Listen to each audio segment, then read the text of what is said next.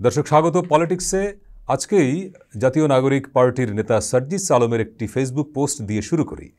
তিনি লিখেছেন যে প্রফেসর ডক্টর মোহাম্মদ ইউনূসের মতো একজন স্টেটসম্যানকে 5 বছরের জন্য বাংলাদেশের একটি নির্বাচিত সরকারের প্রধানমন্ত্রী হিসেবে পাওয়ার আকাঙ্ক্ষা আমার আজীবন থাকবে। এর মধ্য দিয়ে তিনি আসলে কি বোঝাতে চাইলেন সেটি একটি বিষয়, এবং আরেকটি বড় বিষয় আজকের দিনের জন্য ভারতের প্রধানমন্ত্রী নরেন্দ্র মোদীর সঙ্গে এপ্রিলের প্রথম সপ্তাহে আমাদের প্রধান উপদেষ্টা ডক্টর মোহাম্মদ ইউনূসের একটি বৈঠক হবার কথা শোনা যাচ্ছিল বিমস্টেক শীর্ষ সম্মেলনে ব্যাংককে। কিন্তু গতকালকে আমরা যেটি জানলাম ভারতীয় কর্তৃপক্ষের বরাতে যে এই বৈঠকটি হচ্ছে না। এবং আপনারা খেয়াল করবেন যে বছরের শুরুতে নববর্ষের শুভেচ্ছা জানিয়েছিলেন জনাব মোদি ডক্টর ইউনূসকে 26 দিন পরে, এবং একই সময়ে যখন এই ঘটনাগুলো ঘটছে তখন চীন সফর করছেন ডক্টর মোহাম্মদ ইউনূস, এবং তার প্রেস সচিব ভারতীয় গণমাধ্যমকে দেওয়া সাক্ষাৎকারে বলেছেন ডক্টর ইউনূস আসলে চীনের আগে ভারতে যেতে চেয়েছিলেন, কিন্তু ভারতীয় কর্তৃপক্ষের তরফে কোনো সাড়া মেলেনি। সব কিছু মিলিয়ে ভূরাজনীতি, বাংলাদেশের সঙ্গে পাকিস্তানের সম্পর্ক, ভারতের সম্পর্ক, চীনের সম্পর্ক, এর মধ্য দিয়ে বাংলাদেশের সঙ্গে অর্থাৎ অন্তর্বর্তী সরকারের সঙ্গে প্রতিবেশী রাষ্ট্রসমূহের যে সম্পর্ক তার পরিণতি কী হতে যাচ্ছে আসলে। এবং এই সময়ের বাংলাদেশে এই সরকারের অন্যতম প্রধান স্টেক হোল্ডার যারা এনসিপি জাতীয় নাগরিক পার্টি, তাদের নেতাদের অ্যাক্টিভিটি এবং এই সরকারের আসবার পেছনে যেসব রাজনৈতিক দলের একটি বড় ভূমিকা বিএনপি, তাদের ভূমিকা, সব কিছু নিয়েই এই সময়ের বাংলাদেশে অনেকগুলো বড় বড় এজেন্ডা তৈরি হয়ে যাচ্ছে। আমরা কয়েকটি বিষয় নিয়ে কথা বলবো। আমাদের সঙ্গে আছেন সিনিয়র সাংবাদিক ও বিশ্লেষক, সোশ্যাল মিডিয়ায় খুবই আলোচিত মানুষ মাসুদ কামাল। কামাল ভাই, আপনাকে স্বাগত। সার্জিসের স্ট্যাটাসটা দিয়ে শুরু করি। তিনি বলছেন যে ডক্টর ইউনূসের মতো একজন মানুষকে নির্বাচিত সরকারের প্রধানমন্ত্রী হিসেবে পাওয়ার আকাঙ্ক্ষা তার আজীবন থাকবে। আপনি কি বুঝতে পারছেন এটা দিয়ে? আসলে কিছু না, আসলে হয় কি, ওই আপনি দেখবেন মানে খোলস ছেড়ে ধীরে ধীরে কিন্তু বের হয়। যে শুয়োপোকা বলি আমরা, প্রজাপতির জন্য প্রথমে শুয়োপোকা থাকে না, ধীরে ধীরে তারা খোলস ছেড়ে বের হচ্ছে। যে আমি অনেক আগের থেকেই বলছিলাম যে এনসিপি নামে যে পার্টিটা আছে, এটা হলো ডক্টর ইউনূস সাহেবের ওই যে মিসকারেজ হয়ে যাওয়া যে পলিটিক্যাল পার্টিটা ছিল আগে, জাতীয় নাগরিক শক্তি, সেটারই আরেকটা মানে ওনার যে ওনার অনেক দিন ধরে প্রত্যাশা, উনি একটা রাজনৈতিক দল করবেন, সেই দল জনগণের মধ্যে খুব মানে আপনার গ্রহণযোগ্য নির্বাচনের মধ্যে দিয়ে ক্ষমতায় আসবে এবং তারপর উনি ক্ষমতায় আসবেন। সেই চেষ্টাটা প্রথম ব্যর্থ হয়েছিল। হয়ে যাওয়ার পর এখন উনি এই দলটা, আমি শুরু থেকেই বলছি কিন্তু ওনার দল। আচ্ছা, উনি ছাত্রদের দিয়ে দলটা করিয়েছেন। আপনি নিশ্চয়ই মনে আছে ফিনান্সিয়াল টাইমসকে উনি যে পডকাস্টে যে বক্তব্যটা দিয়েছিলেন, সেখানে কিন্তু উনি বলেছিলেন যে কিভাবে দল করতে উনি চাচ্ছেন। ছাত্রদেরকে উনি বলেছেন তোমরা একটা দল করো। ছাত্ররা বলেছেন আমরা দল করব, আমাদেরকে তো কেউ চেনে না। উনি বলেছেন যে তোমাদের সারা দেশের মানুষ চেনে, তোমরা একটা দল করো। তারপরে তারা উৎসাহ পেয়েছে, দল করেছে, এবং সেই দলটা বেসিক্যালি ওনার দল। এটা যে ওনারই দল, এটা ওনার এই অপরিণত শিষ্য যারা আছেন, এদের বয়স কম, তো চটপট অনেক কথা বলে ফেলায়, মুখ ফসকে বলে ফেলেছেন এবং বলেছেন এটি আমার ধারণা ডক্টর ইউনূস তো খুশিও হবেন, উনি খুশি হবেন। ডক্টর ইউনূসের সঙ্গে যারা দীর্ঘদিন কাজ করেছেন, দীর্ঘদিন, আমি ডক্টর ইউনূসকে কিন্তু মানে অবমূল্যায়িত করছি না। উনি অবশ্যই একজন বিখ্যাত মানুষ। উনি আমাদের দেশের জন্য বিরাট সম্মান বয়ে এনেছেন, নোবেল পুরস্কার এনেছেন, এবং উনি অত্যন্ত মেধাবী একজন লোক, অত্যন্ত মানে সুন্দরভাবে কথা বলতে পারেন, মানুষকে মোটিভেট করতে পারেন, ওনার গুণের শেষ নেই। কিন্তু পৃথিবীতে আপনি এমন একটা লোক বের করতে পারবেন না যার সব ভালো, সম্ভব না। আবার এমন একটা লোক বের করতে পারবেন না যার সব খারাপ। অতি খারাপ লোকের কিছু ভালো গুণ থাকে, কিন্তু তো উনি হলেন বিশাল ব্যক্তিত্ব, অনেক ভালো, অনেক ভালোর মধ্যে কিছু সীমাবদ্ধতা থাকে। আমি এটা খারাপ বলছি না, এমন সীমাবদ্ধতা বলি। সেই সীমাবদ্ধতা লোক, উনি একজন লোভী মানুষ। লোভটা মানে অর্থের লোভ বলছি না আমি, খ্যাতির লোভ, ক্ষমতার লোভ। আপনি আমাকে একটা কথা খেলে ভাবেন, ডক্টর ইউনূসের সঙ্গে শেখ হাসিনা যে প্রথম যে লড়াইটা ছিল, এটা হলো গ্রামীণ ব্যাংকের এমডি নিয়ে। আইনে বলে যে একটা সার্টেন এইজের পর কেউ এমডি থাকতে পারবে না, এমডি একটা বয়স আছে, এটা আইনের মধ্যে ছিল। কিন্তু ডক্টর ইউনূস ওই বয়সটা, যখন ঝগড়াটা শুরু হয় তখন তার বয়স, ওই বয়সটা পার হয়ে আসছেন আরো 7 বছর আগে।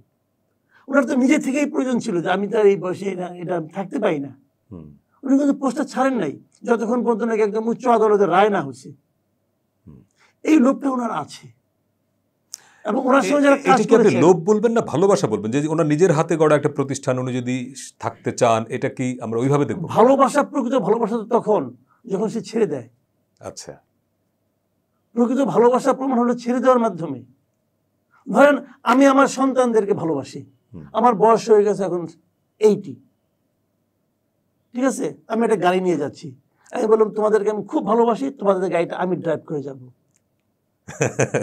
এর নাম ভালোবাসা না, এর নাম ঝুঁকি দেওয়া, অপ্রয়োজনীয় ঝুঁকি নেওয়া। অথচ আমার সন্তানদের মধ্যে আছে 4 জন আছে যারা ভালো গাড়ি চালাতে পারে। আমি বললাম না ভালো, আমি বেশি বাসি, তার প্রমাণ হলো বাঁচলে একসঙ্গে বাঁচবো, মরলে একসঙ্গে মরবো। তো সবাই কিনে মরার অধিকার কি আমার আছে? সার্জিসের স্ট্যাটাসটাকে আপনি বলছেন যে, আমি বলি আপনাকে যে উনি কিন্তু ওনার সঙ্গে যারা কাজ করেছেন এরকম অনেক লোকের সঙ্গে আমার কথা হয়েছে, এবং ওনারা অনেকে আমাকে বলেছেন এই যে ডক্টর ইউনূস সাহেব ওখানে গেলেন না, কোনো না কোনো প্রক্রিয়া উনি ওখান থেকে আর সরবেন না। না, এরকম বলা হয় 111-এর সময় তো ওনাকে অফার করা হয়েছিল, কিন্তু উনি হয়তো বলেছিলেন যে অল্প সময়ের জন্য তিনি আসতে চান। এই জন্য তো অল্প সময়টাকে উনি দীর্ঘ সময় বাড়াচ্ছেন। কিন্তু এটা সম্ভব হবে কিনা? কেন সম্ভব হবে না? বিএনপি তো শুরু থেকে বলছে যে একটা পদ্ধতি বলল, সেটা কিভাবে নির্বাচনের মধ্য দিয়ে তো ইউনূস সাহেব আসতে পারবেন। আসলে ওরা নির্বাচনের মাধ্যমে আসলে আসেনি, ওরা যদি জেতে তাহলে ওরা আর দেখেন না কটা দিন তারা বলবে যে তাদের ইলেকশন ম্যান্ডেট হলো, তারা ইলেক্টেড হলে ইউনূস সাহেবকে প্রধানমন্ত্রী বানাবে, ইউনূস সাহেব দেশ ভালো চালাচ্ছে, ভালোভাবে আরো চালাতে পারবে। আমি বলবেন উনি তো ইলেকশন করলেন না, ওনার ইলেকশন করার দরকার নেই, তো ইলেকশন না করে উনি প্রাইম মিনিস্টার হবেন, হওয়ার পর উনি একটা বাই ইলেকশনে জিতে আসবেন। আচ্ছা, পৃথিবীর সব জায়গায় এই সিস্টেম আছে, এটা সম্ভব, পৃথিবীর সব জায়গায় আছে। এটা হতে পারে, আমি তা বলছি না। না, কিন্তু ইলেকশন যদি হয়, আমি আপনাকে বলি এটা যদি নাও হয়, আমি কালকে না পরশু দিন দেখলাম যে বাইরের একজন লোক মানে ইউটিউবার উনি বলতেছেন, উনি প্রস্তাব দিচ্ছেন যে ডক্টর ইউনূস আলটিমেটলি এখন নাকি জাতীয় সরকার করবেন।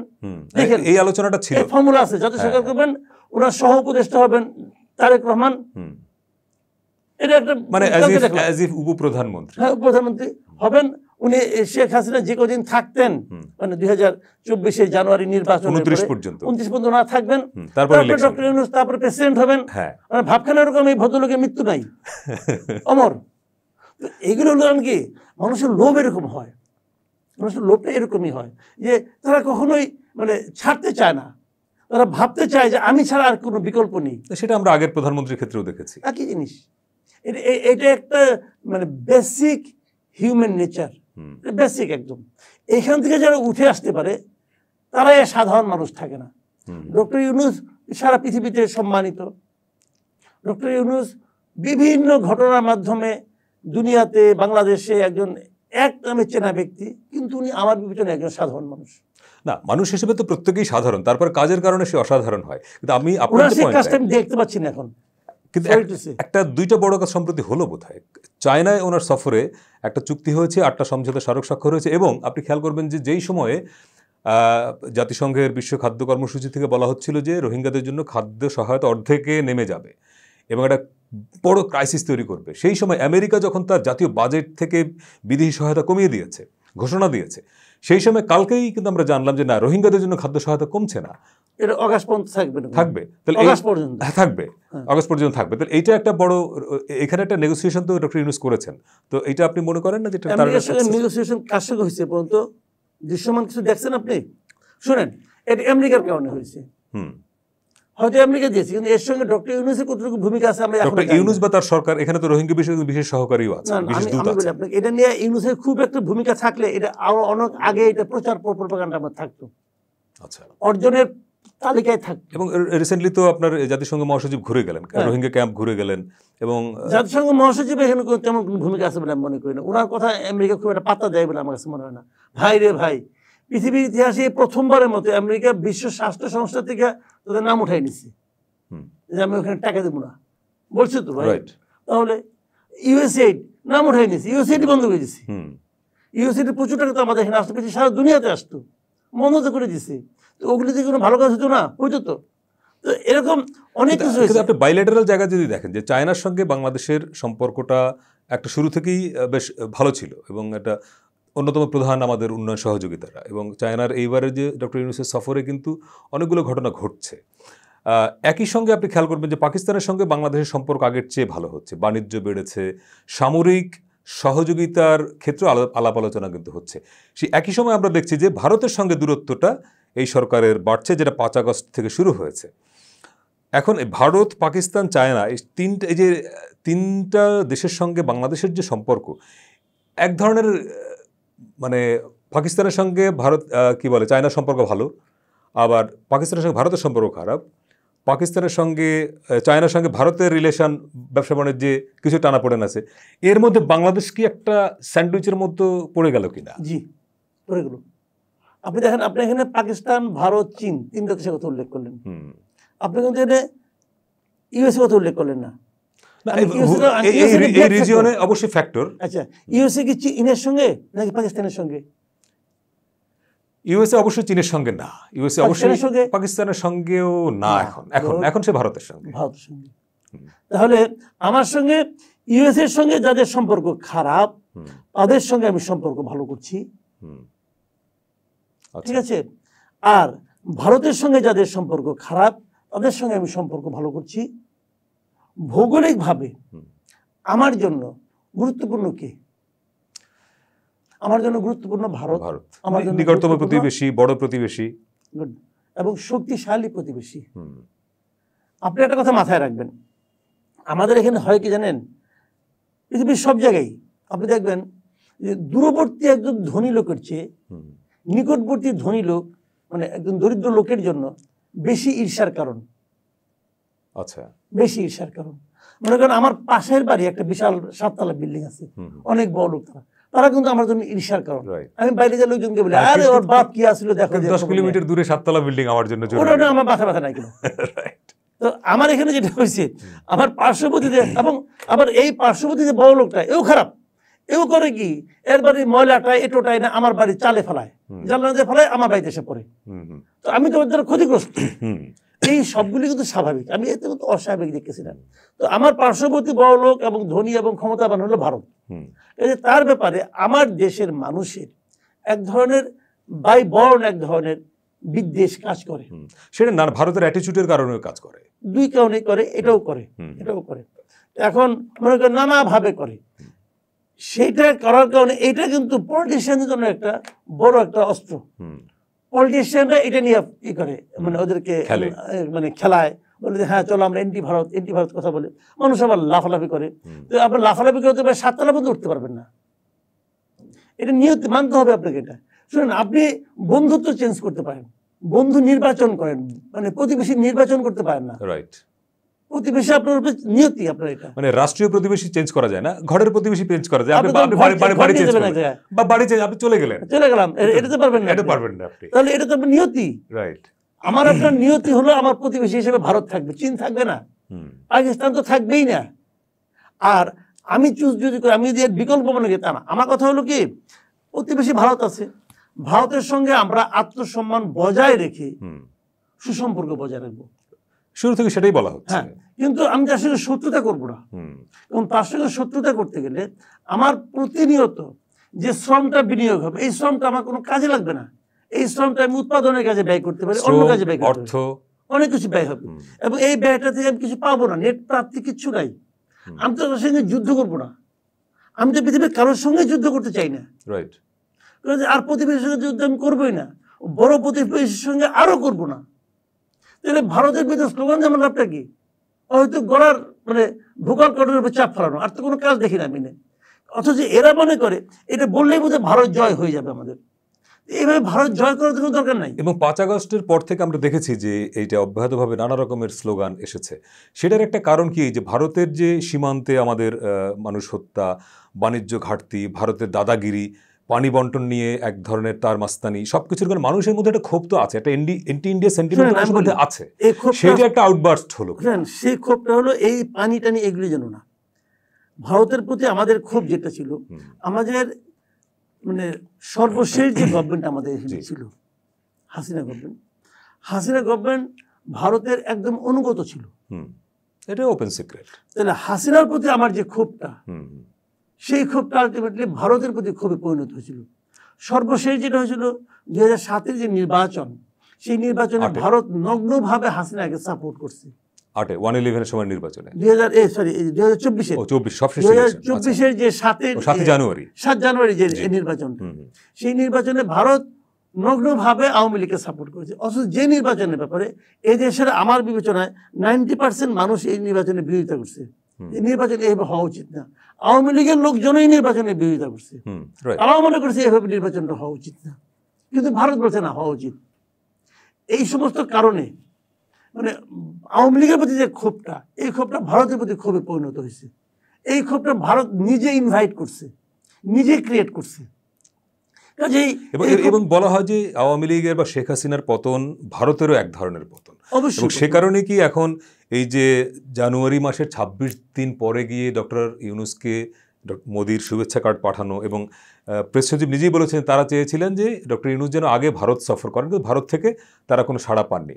এবং কালকেই আমরা জানলাম যে ওনার এই যে বিমস্টেক সম্মেলনের শীর্ষ সম্মেলনের ফাঁকে নরেন্দ্র মোদীর সঙ্গে যে একটা বৈঠকের আলোচনা ছিল সেটাও হচ্ছে না, মানে ভারত কোনো সাড়া দিচ্ছে না। এই যে ভারত সাড়া দিচ্ছে না, এটা কি এক ধরনের তার ক্ষোভের প্রকাশ? হ্যাঁ, কারণ আপনি দেখেন ভারত কিন্তু মনে প্রাণে এখনো হাসিনাকে ভালোবাসে।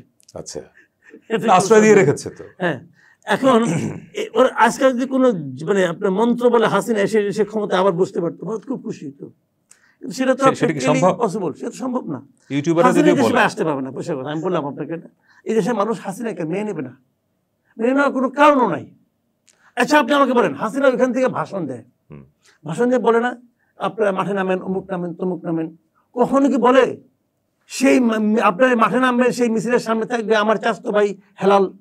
ওনার নাই তো দেশে, নাই, আসুক, চট করে ঢুকে পড়ুক। আচ্ছা আচ্ছা, ঢুকে পড়ে মিছিলের সামনে থাইকা আবার চট করে চলে গেল, অসুবিধাটা কি? আচ্ছা, তার বংশ পরিক্রমা যা আছে শেখ পরিবারে সবগুলো নিরাপদ বিদেশে আছে, এবং বিদেশে বাকি জীবন চলার মতো টাকা পয়সা তারা নিয়ে গেছে, অনেক বছর ধরে লুটপাট করছে। করার পর এখন সে বলে তোমরা মাঠে নামো, তোমরা জান টান দাও, পরে যদি কিছু হয় তাহলে আমি আইলাম। ভাই এই সমস্ত ফাজলামি এই সব মানুষ বুঝে, এগুলো ফাজলামি, ইত্রামি চাষ। আপনি ভারতের কিছু সাংবাদিক বা ইউটিউবারের কন্টেন্ট যদি খেয়াল করেন, যে তারা প্রতিদিন এমন এমন গল্প বানায় যে শেখ হাসিনাকে ভারত একটা চার্টার্ড প্লেনে বিমানবন্দরে নামিয়ে দিয়ে যাবে একদিন রাতে, তারপর দিন সকাল থেকে উনি প্রধানমন্ত্রী। এগুলি বলে না যে পাগলের সুখ মনে মনে, এটা হলো ওই জিনিস আর কি। ভাই ওরা বাংলাদেশ সম্পর্কে জানে না। বাংলাদেশের শেখ হাসিনা, এখন অনেকে আওয়ামী লীগের লোক দুঃখ পায়, কিন্তু একটা জিনিস তারা বলে না। ভাই শেখ হাসিনা, আমি একটা বেসিক কথা বলি, শেখ হাসিনার মানসিক অবস্থাটা বোঝার চেষ্টা করেন আপনি।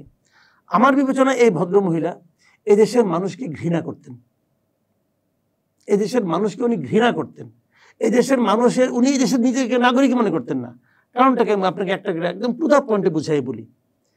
জিনিসটা হলো উনি মনে করতেন এই দেশের মানুষ তার পিতা মাতা ভাই বোন ভাইয়ের বউ এদেরকে হত্যা করছে, এদেশের মানুষ তার কোনো প্রতিবাদ করে নাই, এটা উনি বিশ্বাস করতেন। প্রতিবাদ যে হয় নাই তা তো না, উনি মনে করতেন করে নাই। উনি বহুবার বলেছেন, আমি জানি আপনারা কি করেছেন, কেউ আপনার 75 সালে কোনো প্রতিবাদ হয় না রে ভাই, 75 সালে বিচ্ছিন্ন হয়েছে কিছু। কোথায় হয়েছে? কাদের সিদ্দিকীরা প্রতিবাদ করেছে, আরেক ধান্দায়। কাদের সিদ্দিকী ইন্ডিয়া যে কি করছে আমি জানি না, এটা সে কি করছে ইন্ডিয়া যে নিয়ে, মানে লোক নিয়ে গেছে 10 জন, সে বলছে লোক নিয়ে আসছি 1010 জন, 1010 জনের ভাতা তুলছে, তুলে নিয়ে ভাতা তুলে সেখানে বসে বসে খাইছে, এবং ইন্ডিয়া বসে বিয়ে করছে, একটা ওই সময়টা বিয়েও করছে। এগুলো কি আপনি মানে খুব অথেন্টিক ভাবে বলছেন? হ্যাঁ, জেনে বলছেন? আমি জেনে বলছি। উনি শিলিগুড়ি থাকতো, ওনাকে যে ভদ্রলোক টাকা দিত ইন্ডিয়ান গভর্নমেন্টের কাছ থেকে, তার সঙ্গে আমরা আলাপ হয়েছে। আমি কি হাওয়ার উপরে মারতেছে নাকি? আমি জেনে বলতেছি। আচ্ছা, এখন ধরেন আমরা আবার আগের পয়েন্টে যদি যাই, শেখ হাসিনা এই দেশের মানুষকে আসলে ঘৃণা করত, এবং যে কারণে ওনার ফ্যামিলির কেউ এই দেশের নাগরিক না, সবারই মানে 2 টাকার পাসপোর্ট আছে। ওনার মানে ফ্যামিলির কেউ এই দেশে না থাকলে কোনো সমস্যা নাই। উনি যাদেরকে ফ্যামিলি মনে করেন, উনি বলতো আমার পরিবার হলো আমার বোন এবং আমার, খালি বোন আর উনি আর পরিবার না, ওনার চাচতো ভাই মামাতো ভাই যত ভাই আছে সবারই বিদেশের পাসপোর্ট আছে, এবং সবাই বিদেশে টাকা পাচার করছে, সবাই এখন বিদেশে অবস্থান করছে, এবং সবাই বিপুল পরিমাণ টাকা নিছে, একদম মানে প্রতিযোগিতা করে নিছে। সেখানে সব জানতো, সবাইকে নিতে দিয়েছে, সবাইকে নিতে দিয়েছেন উনি। তো নিতে দিয়ে উনি কি করছে টাকা দিয়ে? আর তারা দিয়ে দেশে এই দেশকে ভালোবাসে আসে নাই, তারা এই দেশকে লুটপাট করতে আসছে, এবং কিছু লোককে আফিম খাওয়াই রাখছে। ওই আফিম যারা খাইছে তারা এখনো মনে করে সেই তাদের উদ্ধার করতে হবে, সে কি উদ্ধার করতে হবে, সে এই দেশে পা ফেলতে পারবে না। ক্লিয়ার? পারবে না বিভিন্ন কারণে। এক নম্বর দেশে মানুষটাকে চায় না, 2 নম্বর হলো ওনার বয়স হয়েছে, 5 বছর 10 বছর মানুষটাকে চায় না। ধরেন আওয়ামী লীগের 30 বা তারও বেশি % ভোট আছে, যদি ভোট ইনক্লুসিভ হয়, যেটা বলা হচ্ছে, ভোট যদি ইনক্লুসিভ হয়, আওয়ামী লীগ যদি ভোটে প্রতিদ্বন্দ্বিতা করে, তখন একটা পরিস্থিতি তৈরি হলে উনি আসতে পারবেন না? না, তাও পারবেন না।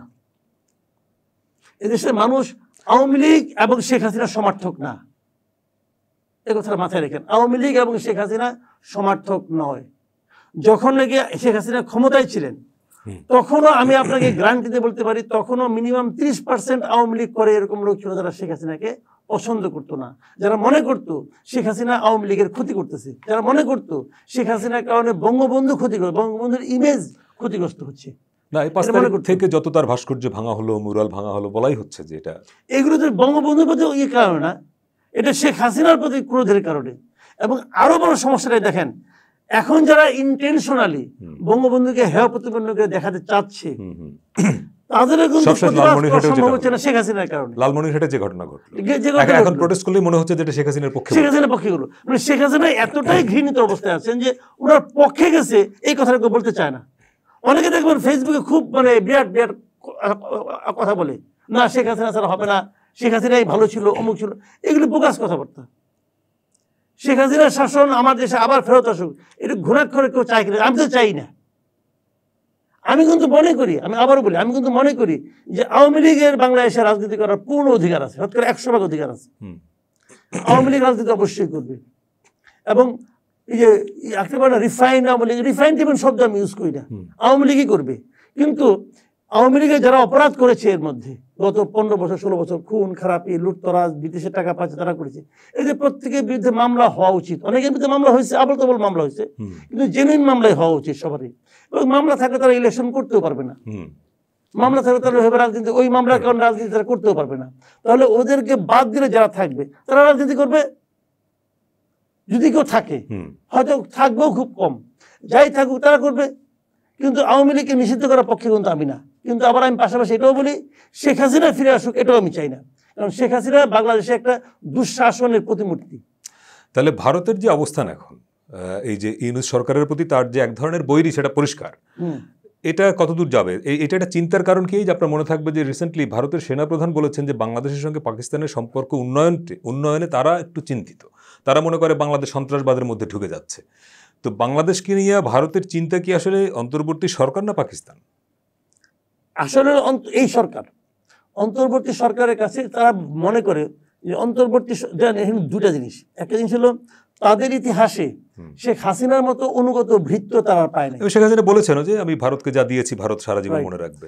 এখন যদি এত অনুগত ভৃত্য হয়, সেই অনুগত ভৃত্যের পতনের জন্য যারা দায়ী, তাদের প্রতি ভারতের কোনো সিম্পাথি থাকবে এরকম মনে করার কোনো কারণ নাই। ভৃত্যের মতো ছিল তুমি। এখন সে কারণে শেখ হাসিনা সরে গেছে, এই কারণেও তারা এই গভর্নমেন্টকে, আর তাছাড়া এই গভর্নমেন্টের নামটা কি, অন্তর্বর্তীকালীন সরকার, মানে কিছু সময়ের জন্য। হ্যাঁ, এই অল্প সময়ের লোকের সঙ্গে তারা পুরো খাতির করতে রাজি না। তারা সেটা বলেছে যে তারা আলোচনা করবে নির্বাচিত সরকারের সঙ্গে। তবে এটা না করলেও পারতো, আমি মনে করি ভারতের দিক থেকে এতটা রিজিড তারা না হলেও পারতো, কিন্তু তারা করছে, তারা সিদ্ধান্ত নিয়েই করতেছে, তারা শেখ হাসিনাকে ওখানে রাখতে চায়। এটাও আমি মনে করি শোভন না। আমার দেশ থেকে পালিয়ে যাওয়া একটা লোক, তাকে তোমাকে এত মানে মেহমানদারি করে তাকে রাখার দরকারটা কি? তার যদি বিচার হয়, সেই বিচার তুমি বাগড়া দিবে কেন? বাগড়া দেওয়া ঠিক না, কিন্তু এটা ইন্ডিয়া করতেছে, এটা তাদের রাজনীতি, তারা করতেছে, কি কারণে করতেছে আমি বলতে পারবো না। কিন্তু উচিত ছিল যেটা, তাদের উচিত ছিল তাকে ফেরত পাঠানো। যখন আমাদের এখানে বিচার শুরু হলো, যখন আমাদের এখানে চাওয়া হলো তাকে ফেরত দেওয়ার জন্য, তাকে ফেরত দেওয়া উচিত ছিল, সেটা ভারত করেনি। না করেই ভারত তার অবস্থানটা ক্লিয়ার করেছে যে তারা আসলে এটা এইভাবে দেখতে চায়। এবং যদি ভারত বলছে একটা পলিটিক্যাল গভর্নমেন্ট আসে, তার সঙ্গে আমরা আলোচনা করবো। এই পলিটিক্যাল গভর্নমেন্টের প্রশ্নে একটু যদি আসেন, যে আমরা একদম শুরু করেছিলাম সার্জিসের কথা দিয়ে, যে সে চায় বা তারা চান তাদের দল ইউনূস সাহেব 5 বছর আরও থাকবেন নির্বাচিত সরকারের প্রতিনিধি হিসেবে, প্রধানমন্ত্রী হিসেবে। নির্বাচনটা আসলে কবে হবে? আপনি খেয়াল করবেন যে গতকালকেই আমির খসরু মাহমুদ চৌধুরী, বিএনপির নেতা, তিনি খুব হার্ড লাইনে গিয়ে আবার সংস্কারের বিরুদ্ধে দাঁড়াচ্ছেন, বলছেন যে সরি, এটা আপনাদের কাজ না, মানে অন্তর্বর্তী সরকারকে বলছেন যে সংস্কারের কাজ আপনাদের না, এটা নির্বাচিত সরকার করবে। তার মানে সংস্কার ইস্যুতে, নির্বাচন ইস্যুতে বিএনপির সঙ্গে সরকারের একটা সরাসরি কনফ্লিক্টিং পজিশন তৈরি হয়ে যাচ্ছে কিনা? যেখানে এটা যে হবে, এটা আমি আগেও বলেছিলাম, বহু আগে বলেছিলাম। কারণটাকে আমি বলি আপনাকে।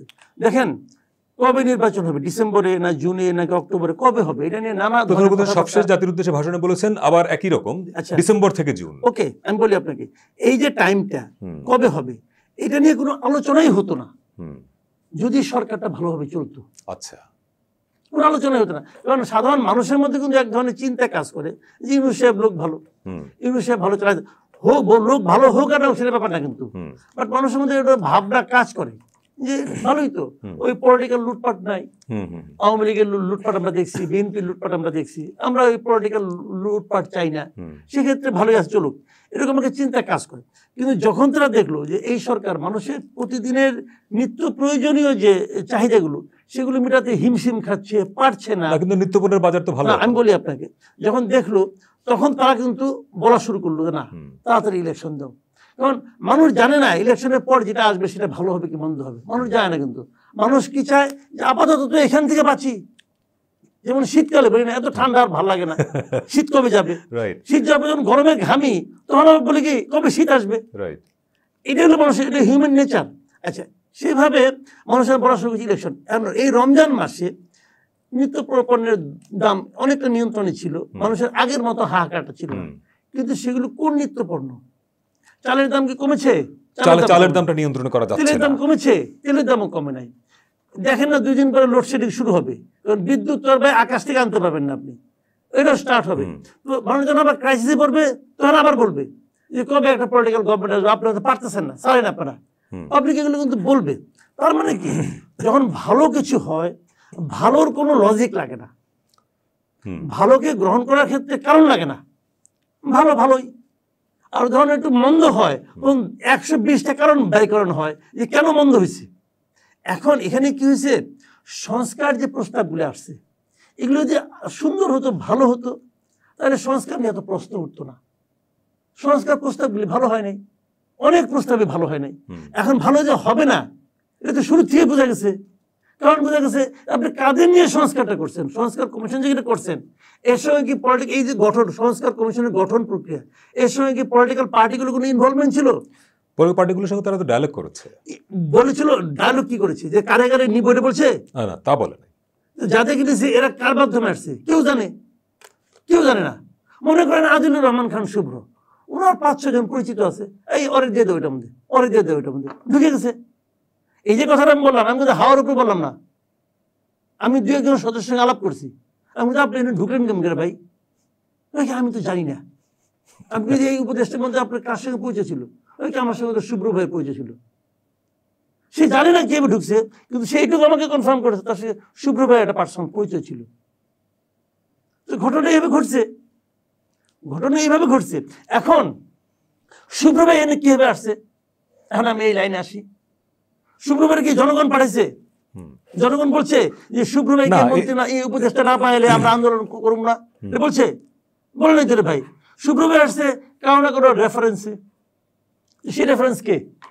ডক্টর ইউনূস হয়তো বা নূরজাহান বেগম কার রেফারেন্স আসছে? উনি তো সরাসরি পাবলিকের রেফারেন্স আসছে। আন্দোলন যখন চলছিল তখন যদি বলতেন যে আপনারা আন্দোলন ভালো মতো করেন, তাহলে নূরজাহান বেগম স্বাস্থ্য উপদেষ্টা হবে। জনগণের মতামত নিয়ে কি আদৌ অন্তর্বর্তী সরকার উপদেষ্টাদের নিয়োগ দেওয়া সম্ভব ছিল? ছিল না, কোনো ছিল।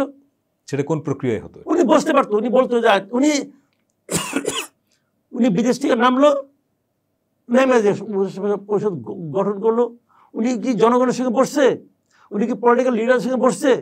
হতে পারতো প্রথম উনি একাই করতো, নিত, শপথ নিত, নিয়ে এসে সমস্ত পলিটিক্যাল পার্টিকে ডাকতো, আপনারা আসেন বলেন। এখন যে জাতীয় সরকারের কথা হচ্ছে এইটা শুরুতেই করা যেত। সেটা কি নাম দিতেন আমি যাই না, আমার এই নাম নিয়ে কোনো আলাপ নাই। আপনি মানে যারা নাকি স্টেক হোল্ডার আছে তাদের উনি বসতে পারতেন, আলাপ করতে পারতেন। উনি আইসেই কি বললেন, এয়ারপোর্টে আমার কথা শুনতে হবে। এই যে আমিত্ব, এইটা লোকে ক্ষতিকর। ওনার মধ্যে এই আমিত্ব বোধটা এখনো আছে। আমিত্বটা আগের জনেরও ছিল, এখনো আছে, এবং বলা হয় যে তার পতনের একটা বড় কারণ আমিত্ব। আমার কথা শুনতে হবে। বাবা হু আর ইউ? আমি যে সাদামাটা ভঙ্গিতে বলি আপনি কে? আপনি একজন দুনিয়ার সঙ্গে, বাংলাদেশের সঙ্গে যোগাযোগ বিচ্ছিন্ন একজন মানুষ। আপনি বছরের অর্ধেকে বেশি থাকেন বিদেশে। আপনি কে? আপনি একজন বৃদ্ধ মানুষ যার তার নর্মালি ছিঁড়ে যায়। তা আপনি কে? অনেক বয়স্ক মানুষ রাষ্ট্র চালাচ্ছে, চালাচ্ছে। কিন্তু সারা দেশে যত লোক রাষ্ট্র চালাচ্ছে তাদের মধ্যে হিসাব করলে বয়স্ক লোকের সংখ্যা 2% বেশি না, চালাচ্ছে। আমরা শেয়ার করছি না। মহাতির মোহাম্মদ চালাইছিল বয়স্ক মানুষ, এত সফল লোক, শেষ নির্বাচনে তো জামানত হারাইছে। এতে কি প্রমাণিত হয়? এখন নির্বাচনের প্রসঙ্গে একটু যদি আসেন, যে ধরেন বিএনপি এই যে নির্বাচন নিয়ে অনেক বেশি কথা বলছে, সংস্কারের বিরুদ্ধে এখন তারা প্রকাশ্যেই দাঁড়াচ্ছে, জনগণের মধ্যে এক ধরনের পারসেপশন আছে এই যে বিএনপি আসলে ক্ষমতায় যেতে চায়, মানে সংস্কার পরিবর্তন। ক্ষমতায় যেতে চায় না? এনসিপি ক্ষমতায় যেতে চায় না? জামাত যেতে চায় না? কে চায় না বলেন তো আপনি? ক্ষমতায় যাওয়াটা তো অন্যায় কিছু না। অন্যায় না, কিন্তু যে একটা সংস্কারের প্রসেসের মধ্যে দিয়ে দেশ তো এখন ধরেন যাচ্ছে। আপনি তো ভাই সংস্কার করেন, আপনি আমাকে আপত্তি নাই, বাট সংস্কারটা কে করবে সে কথা আপনি বলেন। সংস্কার জিনিসটা কি? সংস্কার জিনিসটা হলো এমন একটা প্রক্রিয়া তৈরি করা যা দিয়ে আপনি দেশ চালাবেন। ওকে, এটা কে নির্ধারণ করে দিবে? প্রক্রিয়াটা কি হবে? প্রক্রিয়াটা নির্ধারণ করে একমাত্র আছে জনগণের। জনগণ তো সবাই আসবে না, জনগণের প্রতিনিধিরা আসবে। আলী রিয়াজ কি জনগণের প্রতিনিধি? উনি তো আমেরিকান নাগরিক। আমি পরে আমার ওই কালকে পড়ে আমার কাছে মানে আমি হতাশ হয়ে গেলাম যে বিএনপি তাদের প্রস্তাবগুলির ব্যাপারে তাদের যে কোনটা টিক চিহ্ন, কোনটা হা, কোনটা আংশিক হা, এগুলি জমা দিচ্ছে কার কাছে? ওনারা যে আলী রিয়াজ সাহেবের কাছে জমা দিচ্ছে। আলী রিয়াজকে আমেরিকান নাগরিক। মান সম্মান থাকলে, আত্মসম্মান থাকলে বিএনপি বলতো এই লোকের কাছে আমি যাবো না। হোয়াই আলী রিয়াজ? না, আলী রিয়াজের কাছে যান নাই, তারা গেছেন পজিশনের কাছে। আলী রিয়াজ তো এই ঐক্যমত্য কমিশনের ভাইস প্রেসিডেন্ট। আপনি আমাকে একটা কথা শুনেন, বাইতুল মোকাররমের ইমাম খতিব নিয়োগ করতে হবে। আপনি যদি একটা লুচ্চা কাহিনী নিয়োগ করেন, ওই নিয়ে নামাজ পড়তে যাবে? আপনি তাকে চিহ্নিত একজন লোককে চিনেন যে এই লোকটা এই দেশের নাগরিক না, তাকে ইমাম মাইলেন, যাবে? এইগুলি বলেন না। আমি আপনার একটা কথা বলি, দেশে কি লোক ছিল না? আর আলী রিয়াজ কার বিকল্প? শাহদিন মালিকের বিকল্প। শাহদিন মালিক থাকতে চান নাই, উনি বলছেন। উনি গণমাধ্যমকে পরিষ্কার করেন নাই বিষয়টা। আমি বলি উনি বলছেন না, সে বলেন উনি বলেন নাই তো, তাহলে ওটা আপনি কিভাবে বলেন থাকতে চান নাই? যদি ওনাকে বলা হয় আপনি আসতে চান না, ভুলে কইয়া লিখছে আপনার নাম, তুমি তো ভাই ভদ্রলোক। আর তার বিকল্পকে আমেরিকার এক লোক আলী রিয়াজ। আমি তো মানি না। আমি তো তাকে এই দেশের একজন নাগরিক হিসেবে আমার 100% অনাস্থা এই লোকটার উপর, আমার 100% অনাস্থা মনির হায়দারের উপর, আমার 100% অনাস্থা কামাল আহমেদের উপর, অনাস্থা আমার 100%। এই দেশের একজন নাগরিক হিসেবে আমার আপনি পাত্তা দেবেন না, দেন না, কিন্তু আমি বলে যাব শেষ পর্যন্ত। আমি মনে করি এইগুলি হলো ডক্টর ইউনূসের ওই যে সীমাবদ্ধতা, এগুলো তার সীমাবদ্ধতা। বৃহৎ মানুষের অনেক সীমাবদ্ধতা থাকে, এই হলো তার সীমাবদ্ধতা। তাহলে কি দাঁড়াবে? মানে নির্বাচনটা হচ্ছে না, দাঁড়াবে এটা হজবরল, পরিষ্কার কথা। হজবরল মানে কি? হজবরল মানে আওলা জাওলা, আর কি বাংলা করবে, লেজে গোবর অবস্থা হয়ে যাবে। এই এত এই করে এক একজন ওই বিভিন্ন কমিশনের মেম্বারদেরকে জয়েন্ট সেক্রেটারি পদমর্যাদা দেওয়া হয়েছিল, কিন্তু মোটামুটি 4-5 মাস একজনের জয়েন্ট সেক্রেটারি বেতন পাইছে। কমিশনের প্রধানরা তো আপিলের ডিভিশনের বিচারপতি, আর মেম্বার হলো জয়েন্ট সেক্রেটারি পোস্ট। এই পোস্টটার কয়দিন। আচ্ছা আপনি আমাকে বলেন ভাই, আপনি তো অনেকদিন ধরে গণমাধ্যমে আছেন, গণমাধ্যম সংস্কার কমিশন যেটা হয়েছে, এদের কয়জনকে আপনি গণমাধ্যমের প্রতিভা হিসেবে চেনেন বলেন? কামাল ভাই নিশ্চয়ই অনেক বড় সাংবাদিক ছিলেন। হ্যাঁ, উনি বাংলাদেশের সাংবাদিকতা মানে খুব সফল লোক। উনি তো বিবিসিতে কাজ করেছেন। বিবিসি কোথায়? বিবিসি লন্ডনে হোক না, কিন্তু বাংলাদেশ প্রথম আলোতে কাজ করেছেন। একজন লোক বিদেশি গণমাধ্যমে কাজ প্রথম আলোতে ফেল করেছেন। আমরা ওনাকে অনেক বড় ভেবে নিয়ে আসা হয়েছিল এবং উনি তবে চলে গেছেন। আমরা সেই ব্যক্তিগত জায়গাটা নাও যাই, ধরেন একজন লোক দ্বৈত নাগরিক হলে সে বাংলাদেশে আমি মনে করি কাজে সে যুক্ত হতে পারবে না। শুনুন, আমি বলি আমি কেমন যুক্ত হতে না পারা কোনো কারণ নাই, কিন্তু আমি নিযুক্ত করবো কেন? যেখানে আমার নিজের লোক আছে আমি করবো না। এই কারণে বেসিক কারণটা আমি বলি, যে লোকটা দ্বৈত নাগরিক হয়, মানে আমার দেশ বাদ দেশে আরেকটা দেশের নাগরিকত্ব যখন গ্রহণ করে, তখন আমি তার ভালোবাসার মধ্যে একটু খামতি দেখি, 1 নম্বর কথা। 2 নম্বর কথা, উনি ওখানে থাকেন কেন? মানে আমার দেশের সুযোগ সুবিধাগুলো পর্যাপ্ত মনে করেন না ওনার জন্য। তো ওনার আপনি আপনার মাকে বাদ দিয়ে, আমার মা যেহেতু সিরা কাপড় পরে, আপনি স্কার্ট পরা মাকে পছন্দ করছেন, এটা আপনার ব্যাপার। আমি শাড়িওয়ালা মাকে পছন্দ করি, এবং আমি মনে করি যে সমস্ত লোক শাড়ি পরা মাকে পছন্দ করতে পারে, ওই মায়েরা আসল দিয়ে খাওয়ার পর মুখ মুছতে পারে, সেই ছেলেই এই দেশের ছেলে। এই লোকগুলো আধা খাস্তা খচ্চর টাইপের লোক।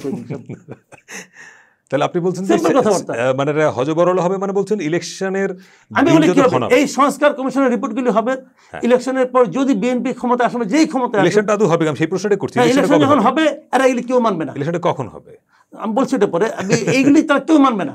আচ্ছা, না মানলে পরে এই এতদিনে বিএনপি ক্ষমতা হলে বিএনপি বলবে তার তো 31 দফা আছে, তাহলে কি লাভ হলো বলেন আপনি, বুঝান আমারে। এতদিন ধরে যে সময় নষ্ট, এবং এইজন্যই গতকাল এনজিওদের সংস্কার দিয়ে রাজনীতিবিদরা মানবে?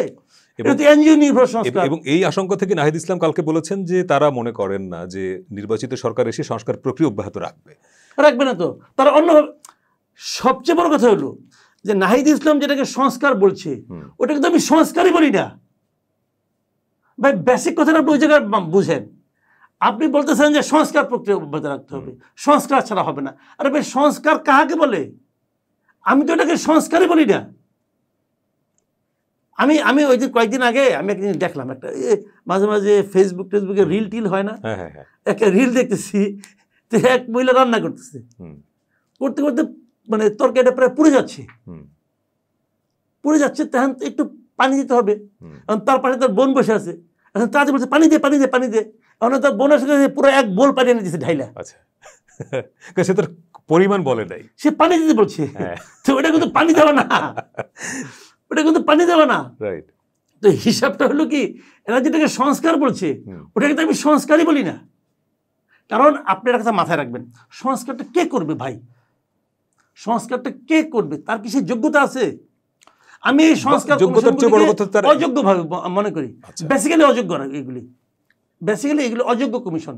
একজন লোক মনে করেন আপনি, সে নির্বাচন ব্যবস্থার সংস্কার করবে, সে দায়িত্ব পাওয়ার পরের দিন, একদম ইমিডিয়েট পরের দিন সে বলতেছে আওয়ামী লীগ যদি নির্বাচনে না আসে তাহলে এই নির্বাচনকে উনি অবৈধ বলবেন না।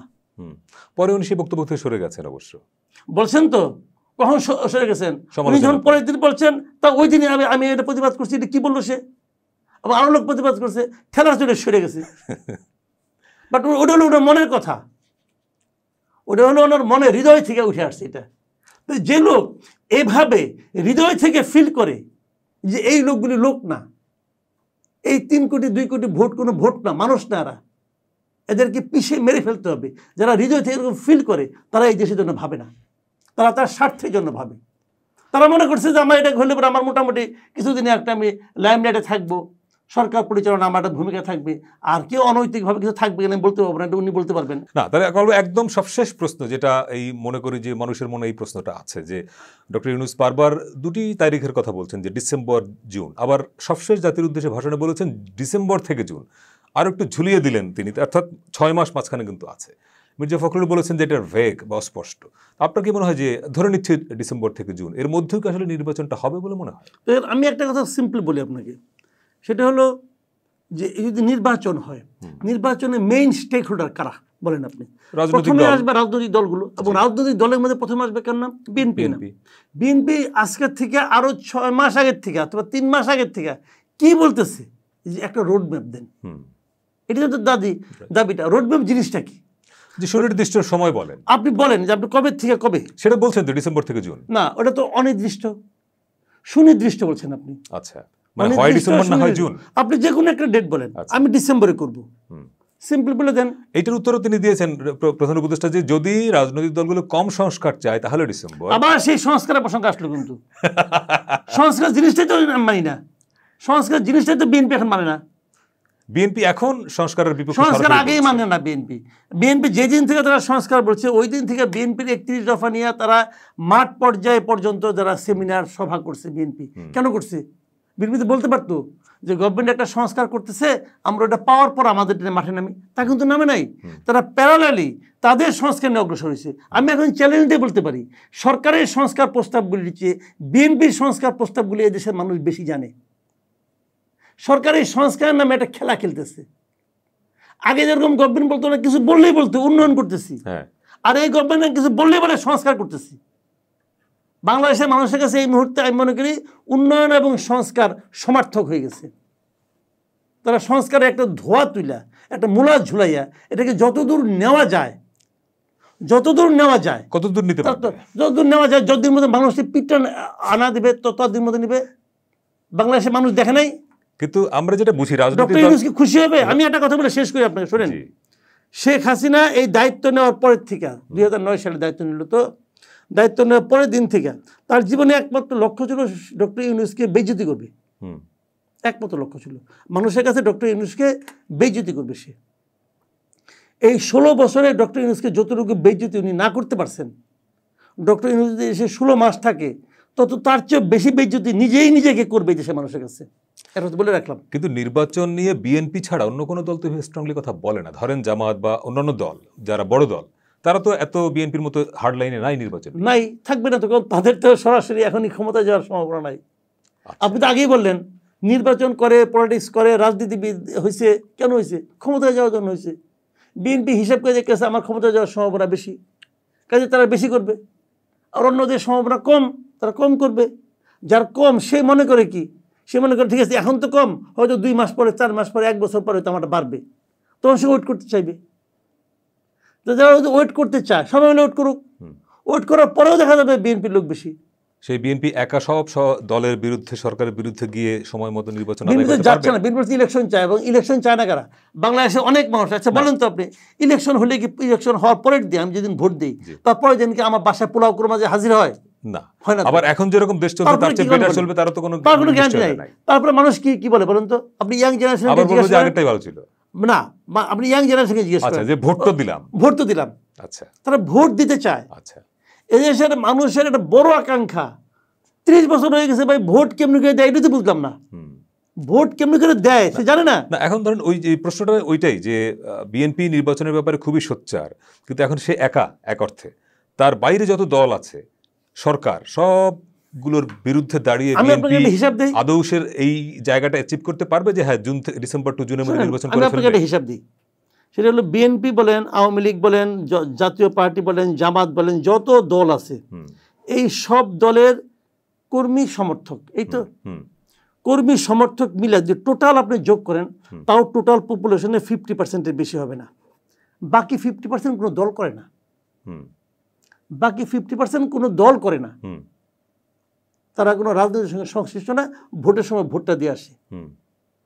ওই 50% লোক চায় ভোট দিতে।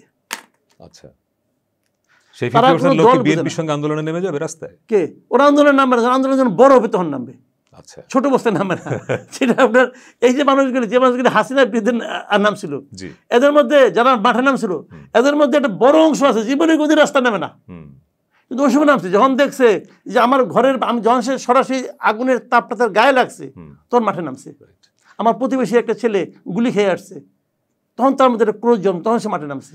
ওটা কিন্তু ধীরে ধীরে ধীরে ধীরে একদম এক কথা যদি আপনি বলেন যে ডিসেম্বর থেকে জুন এই সময়ের মধ্যে নির্বাচনটা হচ্ছে কি হচ্ছে না, আপনার কি মনে হয়? আমার মনে হয় নির্বাচনটা ডিসেম্বরে হওয়া উচিত, এবং গভর্নমেন্ট নির্বাচন দিবে, চাপে পড়ে দিবে, ডিসেম্বরে দিবে। আচ্ছা, অনেক ধন্যবাদ মাসুদ কামাল আপনার সময় দেওয়ার জন্য। দর্শক, এই ছিল আমাদের আজকের পলিটিক্সে। কথা হবে এরপরে নিশ্চয়ই আগামী শনিবার অন্য কোনো গেস্টের সঙ্গে অন্য কোনো পলিটিক্সের বিষয় নিয়ে। সে পর্যন্ত ভালো থাকবেন।